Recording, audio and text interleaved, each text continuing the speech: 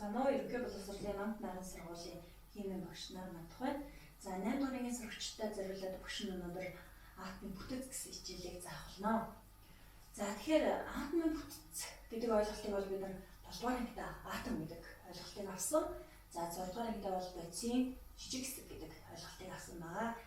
За тэгэхээр атом одоо цаашаа яаж хэрхэн задардаг юм бэ гэдгийг бол бид үзнэ гэсэн үг байна.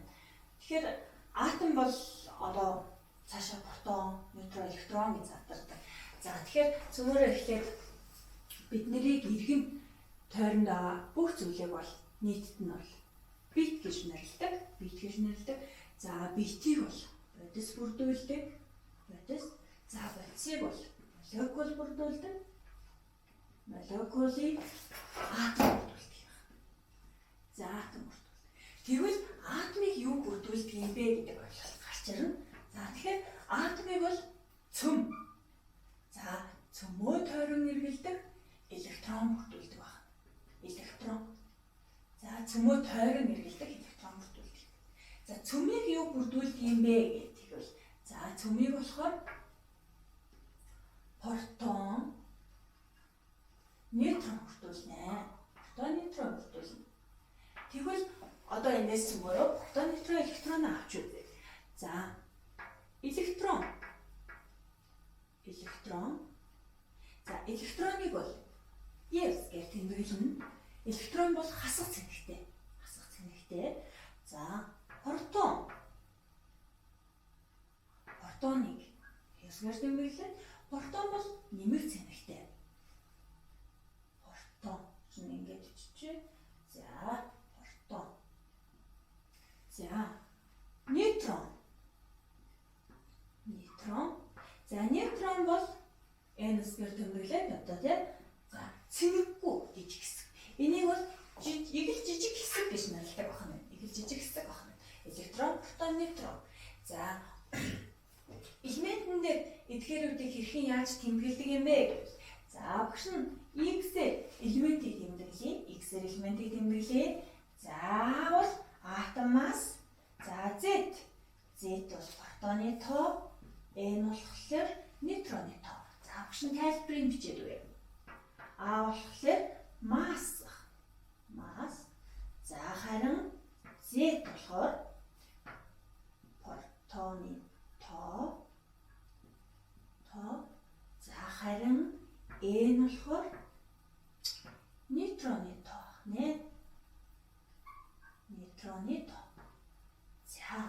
За тэгвэл Z дээр нэмэх нь N-ийг нэмэхэд А гарч явах хэвээр.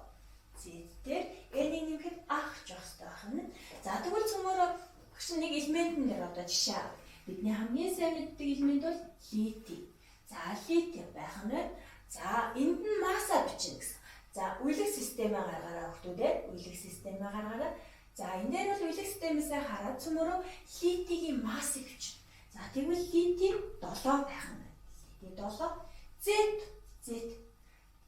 За протоны тоо. Тэгвэл протоны тоо юутай тэнцүү байдаг юм бэ гэхээр хүүхдүүдээ дис дугаартай тэнцүү. Тухайн элементийн дис дугаартай тэнцүү юм. Тэгвэл литий 3. За нейтроны тоо болохоор массаас нь дис дугаар буюу протоны тоог хасч болдог байна. За тэгвэл 7-оос 3-ыг хасаад 4 байх юм шүү. За энийг атомын бүтэц гэж нэрлэдэг байна. За тэгвэл одоо цөмөрөө энд нь бичье. Протон нь литийг яхих гэсэн билээ. Дис дугаартай тэнцүү учраас 3. За электрон нь болохоор хүүхдүүдээ протоны эсрэг тэмдэгтээ авсантаа тэнцүү байдаг. Тэгвэл хасах 3. За цөмөрөө атом массыг бичье. Атом масс нь 7. За нейтроны тоо бол юу гэсэн мэлээ хүүхдүүдээ атом массаас протоны тоог хасантаа тэнцүү гэсэн. Тэгвэл энэ бол 4 байх. За энийг бол атомын бүтэц протон, нейтрон, электроноор нь цөмөрөө биччихлээ. За үүний дараа хуваарлаж бичих ёстой.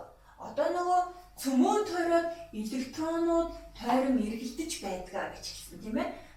Цөмөө тойроод протон эргэлдэж байдаг гэсэн. Тэгвэл цөмөөрөө тэр цөмөө хэрхэн тойрч одоо эргэлддэг талаар зурнаа. За тэгэхээр цөмөөрөө хараарай. Цөмд бол протон, нейтрон хоёр байдаг. Протон, нейтрон хоёр байдаг. Тэгэхээр электрон бол хасах тэмдэгтэй байдаг учраас маш одоо хөнгөн масстай байдаг учраас протоны массаар авдаг байна. Протоны массаар. За 3. За энийг цөмөөрөө цөм гэж үзвэл эхний давхраа за 2 электрон байх ёстой. Одоо 2 электрон хуваарлагддаг юм байна. Эхний 1-р давхраа гэж байна. За одоо тэгвэл 3 электроны маань 2 электрон 1-р давхраанд хуваарлагдсан бол 2-р давхраанд үлдсэн 1 электрон нь хуваарлагдана. За цөмөөр эндээс үеийг системийг харж байгаа багш нь танаас маш амархан электрон хуваарлалтыг хийдэг аргыг зааж өгье. За тэгэхээр энэ хамгийн гадна талд байгаа гадаад давхрааны электроны тоо бүлгийг зааж өгдөг. Тэгвэл энэ 1 2 гээд байгаа энэ давхрааны тоо үеийн тоо зааж өгдөг. Тухайн элемент. Тэгвэл литий үеийг системээс хараарай хүмүүс литий 1-р бүлгийн 2-р үеийн элемент гэсэн үг. 1-р бүлэг 2-р үеийн элемент. 1-р бүлэг 2-р үеийн элемент байна. За тэгвэл одоо багш нь дахиад жишээн дээр тайлбарлая. За ямар элемент гэж болох вэ? За шүдэ угаахад хэрэглэдэг ордог бол фотон. За зөв фотон тийм ээ. За фоторыг үеийг систем дээрээс хараарай хүмүүс. Та бүхэн бүгд нь үеийг систем байгаа тийм ээ. Үеийг систем дээрээс харахаар за протон, нейтron, электроны энгийн.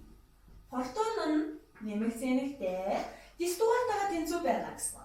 Тэгвэл 9 электрон нь түүнийг эсрэг тэмдэгтээ авсантай тэнцүү гэсэн. Тэгвэл хасах 9.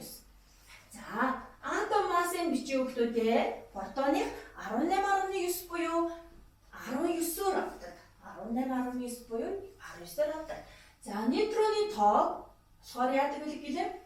Атом массаас нь протоны тоог хасаж болно гэж байгаа. Тэгэхээр 10 байх нь. За ингээд хийсний дараа электрон хуваарлалтыг хий. За тэгэхээр багшийнхаа зааж өгсөн аргаар одоо цөмөөрөө хийнэ. 9 энэ бол одоо атомын цөм гэсэн. Тэгвэл энэ элемент хэдэн давхраатай байх юм бэ гэдгийг нь бол үеийн тоо зааж өгнө гэсэн. Тэгвэл та нар хардаа бүлүүдээ үеийг системнээс хэддүгээр давхраанд байна? 2 давхраа атом шүү дээ. Тэгвэл 2 давхраагийн зурчнаа.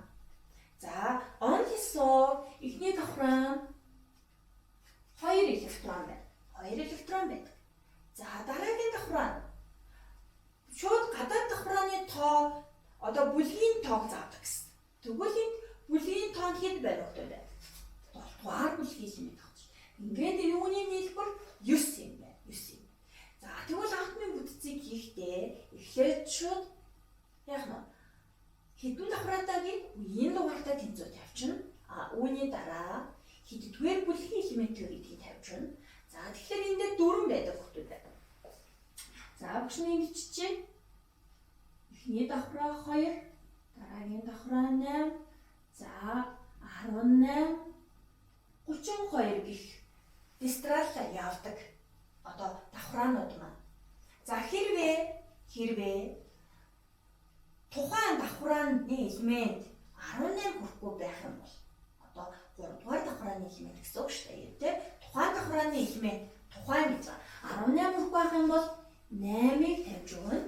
Хэрвээ 32 хүрэхгүй байх юм бол 18-ыг тавьж өгөх ёстой. За харин гадаад давхрааны тоог бол бүлгийн тоог заадаг. За тэгэхээр хүүхдүүдээ та нар дээртэй дараах элементүүдийн атомын бүтцийг хийгээрэй. Багшны бичлээ. Кальций, хлор, азот гэсэн 3 элементийн атомын бүтцийг электрон давхраа электрон хуваарлалтаар нь хийгээрэй. Анхаарал тавьсан та нартай баярлалаа.